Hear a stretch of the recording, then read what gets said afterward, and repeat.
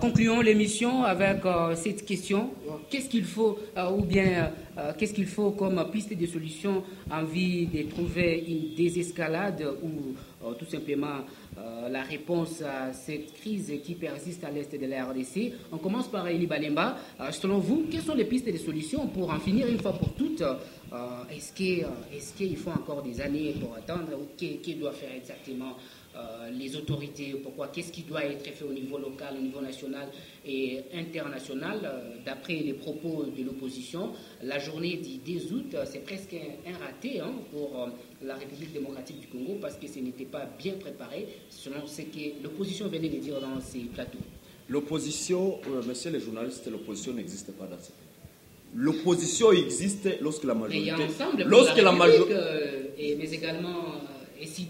Permettez-moi, Riri, j'ai dit l'opposition existe lorsque la majorité est faible. Voilà. La majorité est forte, l'opposition n'existe pas. Les Fayoulou là que vous parlez, les Katumbi d'ensemble là, sont des gens qui n'existent plus. Ils sont des aventuriers politiques. Les Fayoulou que vous parlez, vous savez, Faden House ne paie pas les taxes à Kinshasa, c'est un hôtel. Fayoulou que vous parlez ici, que je voulais dire à M. Albert, travaille dans une entreprise pétrolière au Rwanda. Donc, dans les finances qui attaquent la RDC, Fayoulou a déjà contribué. Félix Tshisekedi dont il parle, il chante ici comme son frère, comme son collègue. Félix n'a jamais travaillé au Rwanda. Il n'a jamais mis quelque chose dans le trésor public du Rwanda. Mais Fayoulou a travaillé dans une entreprise pétrolière au Rwanda. Est-ce que vous le savez? Qu'il demande ça. Si j'ai marqué que Fayoulou a déjà travaillé dans une entreprise pétrolière. Et donc, vous allez comprendre, messieurs les journalistes. En guise de respect à ces spectateurs. Protégez-moi de messieurs Albert, c'est moi qui ai la parole. Vous aurez le temps de répliquer. C'est moi qui ai la parole.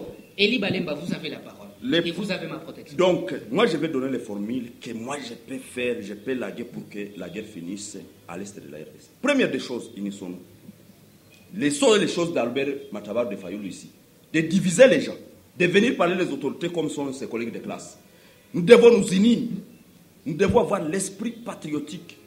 Aimer le pays dans toute sa superficie. 2 345 000 km² quelque chose. Nous devons unir notre pays ensemble. Nous devons avoir aussi l'esprit de vigilance. Il y a les gens, comme moi je suis en train de comprendre, les gens de Fayoulou en train de critiquer le gouvernement en place. Je ne sais pas si ces gens peuvent voir là où on est en train de tricher nos minéraux et parler. Parce qu'il faut l'opposition de haine. L'opposition c'est quoi? C'est remarquer là où le gouvernement n'a pas bien travaillé et proposer, pas proposer oralement, par écrit. Je voulais demander à M. Albert Matabar de Fayoulou ici qu'il me donne une note technique qu'il a déjà établie, qu'il lance au gouvernement. Lui, en tant que citoyen congolais, pas comme fayouliste, comme citoyen congolais. Parce qu'on est de l'opposition, ça ne vous interdit pas de faire quelque chose en un scientifique, en un patriote, en un congolais, de tirer quelque chose en écrit. Je sais, il peut avoir fait des bonnes études. Mais quand il vient au micro, il vilipende les autorités. Qu'est-ce qu'il a déjà fait, lui en personne d'Albert Matabar, pour montrer à l'État congolais que nous devons faire ceci? Vous savez que nous avions déjà établi, nous demandons au président de la République à les soutenir. Parce que nous avions soutenu, nous avions les acquis. Nous les avions soutenus. Ici, le 20 décembre passé, 2023, nous avions soutenu Félix Antoine Tshisekedi. Il a été réélu. Quel est l'autre président qui nous a dit clairement que c'est le Rwanda, l'Ouganda qui nous poursuit? Nous connaissons comment Martin Fayoulou est venu postuler. Qui était derrière lui? Et aujourd'hui, il a du tort, il a du mal même. Je ne sais pas s'il sera encore candidat dans ce pays. Quand on l'appelle président élu, permettez, messieurs les journalistes, dans une seconde que je finisse. Oui. Quand on l'appelle président élu, dans quel pays où on peut avoir des présidents élus? Est-ce que vous ne voyez pas qu'il y a de l'entorse dans ce que vous parlez, monsieur Albert? Donc, le seul président que nous avons, c'est Félix Antoine Tshisekedi Tshilombo. Nous devons le soutenir jusqu'au dernier souffle de notre vie. Comme lui aussi, il met sa tête en danger, nous devons aussi mettre nos têtes et nos poitrines en danger pour l'accompagner et accomplir sa mission de finir la guerre à l'Est. Parce que depuis des décennies, nous n'avions jamais eu un président. Nous avions vécu la Kabylie, nous avions vécu l'époque de Laurent, nous avions vécu l'époque de Mobutu qui n'était pas dans des salles besognes comme ça. Mais aucun président n'a déjà tenu un meeting, n'a déjà tenu un discours disant aux Congolais que nous sommes attaqués par ceci ou par ceci. Le seul qu'il a fait, c'est son Excellence Félix Antoine Tshisekedi Tshilombo, à qui je réitère mes sincères respects encore, respectés encore. Merci beaucoup, Eli Balemba. La parole vous revient, Albert Matabaro. Vous avez quand même à dire, hein, ou bien, d'ailleurs, je vous ai déjà suivi donner quelques pistes de solutions. Il faut avoir l'armée. Je vais en donner autant. Okay. J'essaie d'abord de recadrer les propos de M. Eli Balemba parce qu'il a franchi les Rubicons. Pourquoi je l'ai dit? Je ne sais pas depuis quand il a vu Fayoul au Rwanda.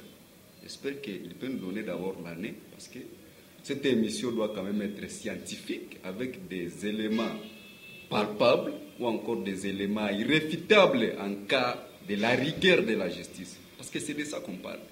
Comment il peut venir sur ces plateaux et puis nous dire que Fayoul a travaillé au Rwanda? Comment il a eu Fardenhouse? Mais moi, est-ce que la question était de savoir comment il a eu Fardenhouse? C'est grâce à ça. Moi, je te pose... Non, écoutez. Je vous demande pardon, vous deux. Ne faisons pas en sorte que nous puissions personnaliser l'émission. Non, moi, je suis en train de recadrer l'émission. Parce qu'au moins, il a menti publiquement. Il a menti publiquement que Fayoul a un jour travaillé au Rwanda. Moi, je l'interdis de ne plus jamais oser dire ça. Et dans les cas contraires, s'il continue comme ça, Albert Matabaro étant fayouliste vacciné ne s'attardera jamais de porter plainte contre ces messieurs qui ment en pleine journée. Voilà, vous avez la parole. Fardenhouse ne paye pas les taxes, l'opposition n'existe pas. Est-ce que vous avez appelé ces messieurs en tant qu'union sacrée, majorité ou il est son point de vue, il est analyste. Lui-même qui vous dit, écoutez, lui-même qui vous dit, nous avions soutenu Félix Antoine Tshisekedi Tshilombo, il a gagné les élections. Mais est-ce que quelqu'un de la société civile peut dire ça? Je n'ai pas dit. Est-ce qu'il est de la société civile ou il est de l'opposition? Je suis analyste politique. Voilà, piste de solution. Nous sommes à la fin de l'émission. Très cher journaliste. Moi, je vous ai dit, nous, à l'ECD, nous sommes quand même une école de formation. En tout cas, si vous venez à l'ECD, sachez bien que chaque jeudi, vous devez apprendre la matière sur ce pays. Piste de solution. Pour finir la guerre à l'est de la République démocratique du Congo, très chers téléspectateurs, il faut que nous ayons des institutions fortes. C'est ça d'abord. Il faut que le Sénat, il faut que l'Assemblée nationale, il faut que le gouvernement, la présidence, il faut que nous ayons d'abord les institutions fortes. Ça d'abord c'est un élément. Deuxième des choses, il faut que nous ayons des institutions légitimes. Vous m'avez entendu parler du président Eli, c'est parce qu'il y a un simulacre d'élection en 2023, simulacre d'élection en 2018. C'est parce qu'il n'y a pas de légitimité. Aujourd'hui, nous, les cas de Fayoul, nous ne reconnaissons pas Félix Tshisekedi comme vainqueur en 2023. C'est en connaissance. Mais vous le reconnaissez quand même comme président de la République. Non, moi je vous dis, nous connaissons Félix Antoine Tshisekedi comme usurpateur du pouvoir du président Eli en 2018. En 2023, il n'y a pas eu élection, c'était un simulacre d'élection. Voilà, c'est tout. Troisième des moi j'en ai. Vous en avez déjà donné au moins certains. Troisième des choses, il faut la cohésion sociale. Vous savez, s'il y avait la cohésion sociale, les Nanga que vous avez vus autrefois, les Paloukou là, les Magloire Paloukou, s'il y avait cohésion sociale, papa, on se réunit. Et là où il y a l'union, il y a la force. Là où il y a une union, rien ne peut échapper là-bas. Quatrième des choses, nous devons quand même renoncer à des accords bidons. Vous savez, Félix est au pouvoir aujourd'hui, c'est parce qu'il a reçu des accords de M. Joseph Kabila Kabange. Il est venu conclure d'autres accords avec les Kagame là-bas. Parce qu'il vous souviendra que la fois passée, il y avait raffinerie d'or. L'usine, parce que Félix avait dit, pour pallier à la guerre, je dois quand même dire à M. Kagame, tu peux implanter votre usine de raffinerie d'or là-bas, comme ça l'or va venir de la République démocratique du Congo, ça va vous rencontrer là chez vous, c'était ça. Et puis après, c'est de dire, peut-être que c'est à cause de ça qu'il y a eu. Voilà, merci Albert. Troisième des choses, quatrième des choses, il faut date pour date, papa. Nous avons une armée forte, je l'ai bien dit. Les côtes d'Amorabi, c'est ce que vous dites. Mais c'est ça, moi je vous dis. Comment pouvez-vous comprendre qu'aujourd'hui, on vous attaque, on arrive chez vous, étant un parent, un mouchamouka, on arrive dans votre maison, on tue ta femme, on tue tes enfants. Et tu connais que c'est elle qui tue mes enfants. Et puis tu t'étais comme ça, tu croises les bras.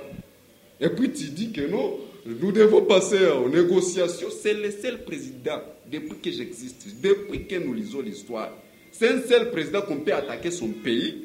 Au lieu d'attaquer, lui, il s'attelle à des négociations de trêve. Aujourd'hui, il y a trêve. On a dit, non, trêve signifie pause. C'est-à-dire que M23, vous restez avec votre occupation.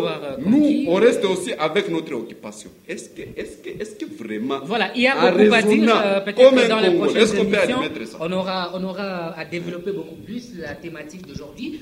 Tito Claude, vous avez la parole.